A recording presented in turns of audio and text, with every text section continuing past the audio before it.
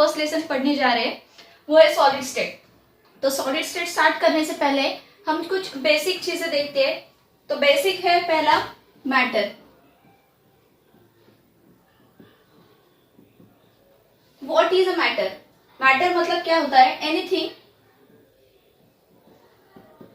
That occupy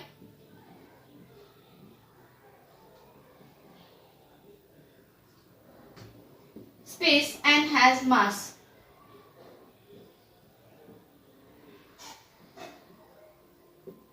कौन सी भी चीज है, मान लो आइस क्यूब है, तो आइस क्यूब भी कुछ ऐसे सरफेस पे रखा आइस क्यूब, तो कुछ स्पेस ऑक्युपाई करता है। ये है आइस क्यूब, स्पेस ऑक्युपाई करता है, उसको कुछ मास रहता है, तो ये हो गया मैटर। बाद में मैटर क्लासिफाइड होता है 3 स्टेट्स में। वो 3 स्टेट हमने पहली भी पढ़ी है। पहली स्टेट है सॉलिड, दूसरी है लिक्विड, और थर्ड स्टेट रहती है वो है गैस। अभी देखो सॉलिड स्टेट, तो सॉलिड को डिफरेंट मास रहता है, सॉरी डिफाइनेट वॉल्यूम रहता है एंड डिफाइनाइट शेप रहता है। वैसे लिक्विड को देखा जाए तो लिक्विड में सिर्फ डिफाइनाइट वॉल्यूम रहता है।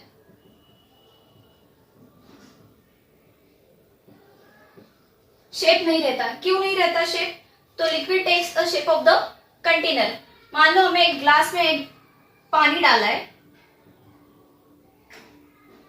तो ऐसे ग्लास के शेप का दिखाई देगा। और गैस, तो गैस को डिफाइनेट वॉल्यूम भी नहीं रहता है और डिफाइनेट शेप भी नहीं रहता है। सॉलिड्स बनते हैं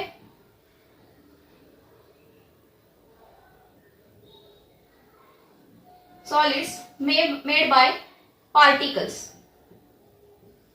तो ये पार्टिकल्स क्या रहता है? अभी पार्टिकल्स मतलब क्या? हमने ये पढ़ा है आयंस और एटम्स, और उसके बाद रहता है मॉलिक्यूल। तो अभी देखेंगे एटम क्या रहता है। एटम मतलब सब्सटेंस का smallest indivisible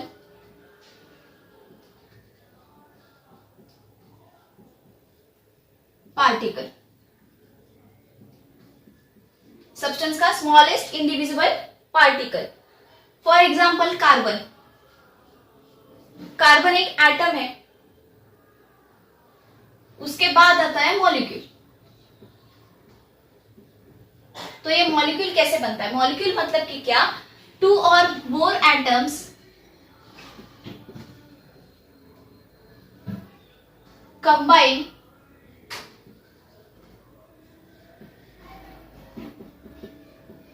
combines together and form molecule।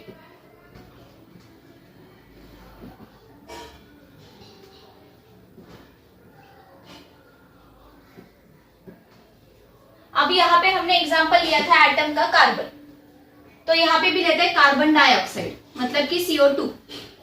यहाँ पे कार्बन का एक एटम है और ऑक्सीजन के 2 एटम्स हैं। ये दोनों मिला के फॉर्म होता है 1 मोलिक्यूल ऑफ कार्बन डाइऑक्साइड।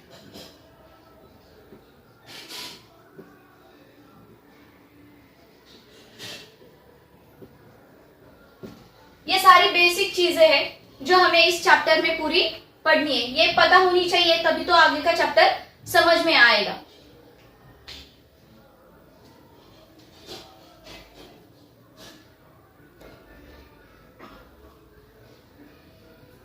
उसके बाद का सेकंड टॉपिक है वो हमारा टाइप्स ऑफ सॉलिड।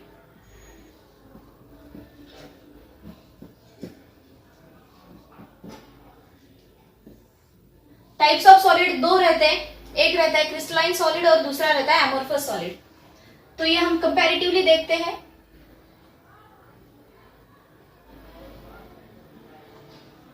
एक है क्रिस्टलाइन सॉलिड, दूसरा है हमारा एमोर्फस सॉलिड।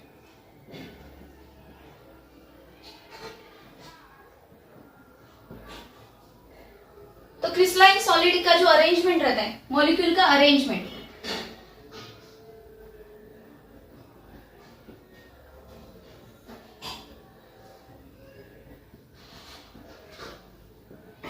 पार्टिकल अरेंजमेंट जो होता है वो रेगुलर रहता है और पीरियोडिक रहता है। अब ये कैसे, पीरियोडिक मतलब कि क्या और रेगुलर मतलब कि क्या? अभी ये देखो, ये पार्टिकल्स है,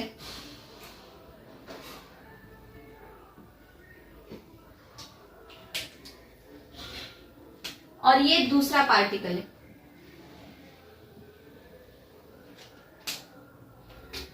इनके बीच बॉन्डिंग होगा, ये दिखाया मैंने बॉन्डिंग। ये कुछ पैटर्न फॉर्म करेंगे, मतलब कि ऐसे ही, सेम ऐसे ही यहां पे भी होगा।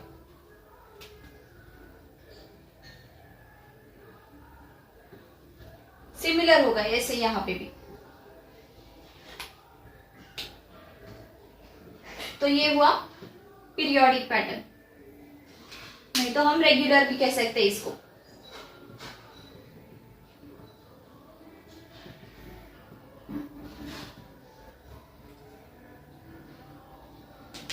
लेकिन एमोर्फस में ऐसे नहीं रहता है। एमोर्फस का जो पैटर्न जो रहता है वो कैसे रहता है? रैंडम। कैसे रहता है वो? रैंडम। मतलब कि एक पार्टिकल यहां रहेगा, दूसरा यहां पे, तीसरा यहां पे, ऐसे उल्टा पुल्टा कैसे भी रहेगा ये। इनका कुछ फिक्स्ड पैटर्न नहीं रहता है। लास्ट में हमारा सेकंड में आता है सेकंड पॉइंट, जो ये हुआ फर्स्ट पॉइंट। सेकंड पॉइंट जो आता है हमारा वो है, ये रहते हैं एनिसोट्रॉपिक।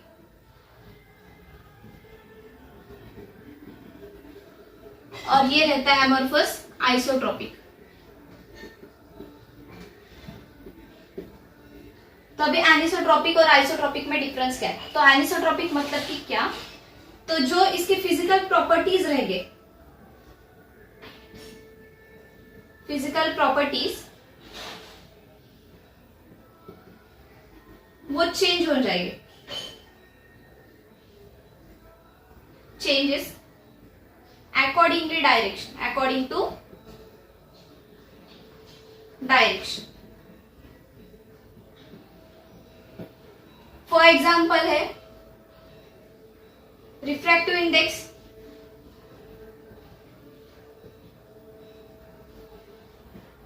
और कंडक्टिविटी। और आइसोट्रोपिक मतलब कि क्या? इसके फिजिकल प्रॉपर्टीज सेम रहेंगे हर डायरेक्शन को। फिजिकल प्रॉपर्टीज रिमेन सेम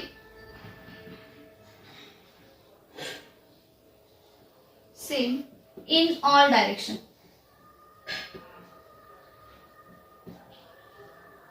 यहां पे भी फिजिकल प्रॉपर्टी वही लेंगे हम, रिफ्रैक्टिव इंडेक्स और कंडक्टिविटी। ये हो गए दो टॉपिक्स, दो डिफरेंसेस हमारे।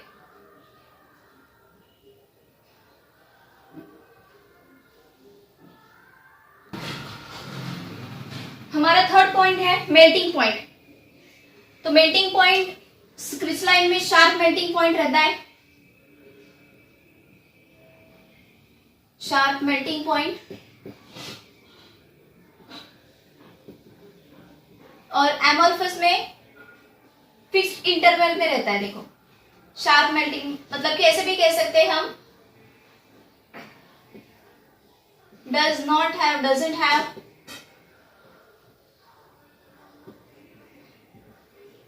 Sharp melting point. ये वो है हमारे 3 पॉइंट्स। उसके बाद फोर्थ पॉइंट जो रहता है वो हम एग्जाम्पल भी दे सकते हैं इसका, इसमें एग्जाम्पल दे सकते हैं NaCl का। NaCl कॉमन सॉल्ट, ये हमें पता है क्रिस्टलाइन सॉलिड में रहता है। और एमोर्फोस का जो एग्जाम्पल होगा वो एमोर्फोस का एग्जाम्पल है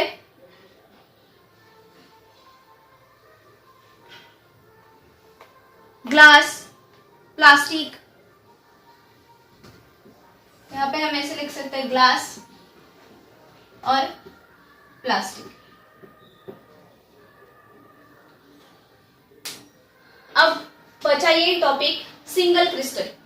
सिंगल क्रिस्टल क्या रहता है?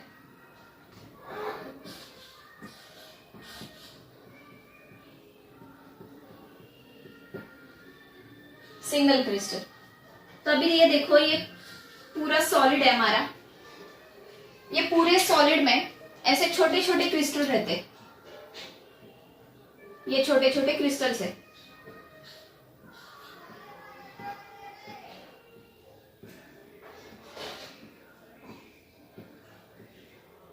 ऐसे बहुत सारे क्रिस्टल्स कंबाइन होके एक सॉलिड बनता है। ये एक यूनिट मतलब कि क्या रहता है? एक क्रिस्टल रहता है। ओके, अब नेचुरली सिंगल क्रिस्टल का एक ही एग्जांपल है डायमंड।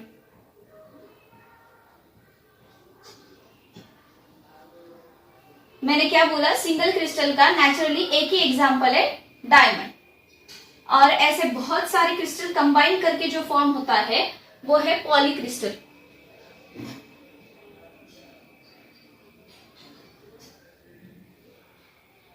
वो है पॉलीक्रिस्टल।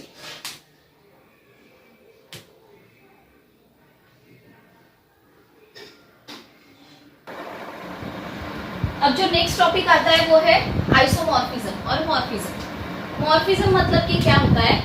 टाइप्स, उसके ग्रुप, अलग अलग ग्रुप। तो ये हम दोनों पढ़ने वाले, एक होता है आइसोमॉर्फिज्म, दूसरा रहता है पॉलीमॉर्फिज्म। तो आइसोमॉर्फिज्म मतलब कि क्या? टू और मोर सब्सटेंस है हैविंग सेम क्रिस्टल स्ट्रक्चर। मतलब कि मान लो ये हमारे दो सब्सटेंस है, सब्सटेंस ए, सब्सटेंस बी। इन दोनों का क्रिस्टल फॉर्म, क्रिस्टल स्ट्रक्चर जो रहेगा वो सेम रहेगा। ये देखो क्रिस्टल है, ये क्रिस्टल स्ट्रक्चर इन दोनों का क्या रहेगा? सेम। और पॉलीमॉर्फिज्म में क्या रहता है? एक ही सब्सटेंस रहेगा। मतलब कि ये ए मान लो हमारा सब्सटेंस है, इसके दो रूप बी और सी। ये बी क्रिस्टल और ये सी क्रिस्टल मिला के फॉर्म होगा ये ए। तो इसके कहेंगे, देखो, a single substance that having two or more forms of crystalline structure. तो अभी देखो, सेम आइसोमॉर्फिज्म में रहता है सेम एटॉमिक रेशियो, और इसका एग्जांपल दिया है NaF एंड MgO। तो ये देखना है सेम एटॉमिक रेशियो क्या रहता है। तो एटॉमिक रेशियो मतलब कि एटॉमिक नंबर देखेंगे यहाँ पे। ये हुआ सोडियम, ये हुआ फ्लोरीन। सोडियम का एटॉमिक नंबर रहता है 11, फ्लोरीन का एटॉमिक नंबर रहता है 9। दोनों को मिला के कितने एटम हो? 20। मैग्नीशियम ऑक्साइड MgO, यहाँ पे एटम्स रहेंगे 12, यहाँ पे रहेंगे 8। ये दोनों मिला के कितने हुए? 20। इनका लेना है हमें रेशो। रेशो मतलब कि क्या रहेगा? 20/20। ये सॉल्व करेंगे तो आएगा 1:1। तो ये हुआ रेशो। वही सेम एटॉमिक रेशो रहेगा। ये एग्जांपल करके मैंने यहाँ पे सॉल्व कर दिया। यहाँ पे आता है एलोट्रोपी। एलोट्रोपी मतलब कि क्या? अलग अलग फॉर्म्स आएंगे। जैसे कि कार्बन, कार्बन के कितने फॉर्म्स, एलोट्रोप्स हमने अभी तक देखे। तो पहला आता है डायमंड, दूसरा आता है ग्रेफाइट, तीसरा आता है फ्यूलरिन। ये तीन है कार्बन के एलोट्रोप्स। एलोट्रोप्स मतलब कि क्या? डिफरेंट फॉर्म्स, डिफरेंट फॉर्म्स आते हैं। ये हुआ एमोर्फस और एमोर्फिज्म। फिर से एक बार रिपीट करती हूँ। आइसोमॉर्फिज्म मतलब कि क्या? टू और मोर सब्सटेंस रहेंगे, उनके यहाँ सेम क्रिस्टल स्ट्रक्चर रहेगा। पॉलीमॉर्फिज्म में आएगा, एक सिंगल सब्सटेंस होगा लेकिन उसका जो क्रिस्टल फॉर्म रहेगा, क्रिस्टलाइन स्ट्रक्चर रहेगा, वो बदलता जाएगा। यहाँ पे हमने एग्जांपल भी दिया था, ये दो एग्जांपल लिए मैंने, उनका क्रिस्टल स्ट्रक्चर मैंने एक बताया। अभी देखो ये एक सब्सटेंस है, सिंगल सब्सटेंस है, इसके क्रिस्टल फॉर्म दो हुए, ये दो क्रिस्टल फॉर्म अलग अलग एक ही बात है।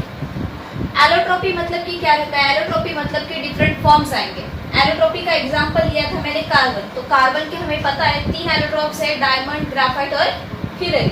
यहाँ पे मैंने बताया था आइसोमॉर्फिज्म में सेम एटॉमिक रेशियो रहता है, सेम एटॉमिक रेशियो का यहाँ पे एग्जांपल लिया था। सोडियम का एटॉमिक नंबर 11 है, फ्लोरीन का एटॉमिक नंबर 9 है, तो इन दोनों को मिला के आता है 20। टोटल कितने आए? 20 एटम्स आए।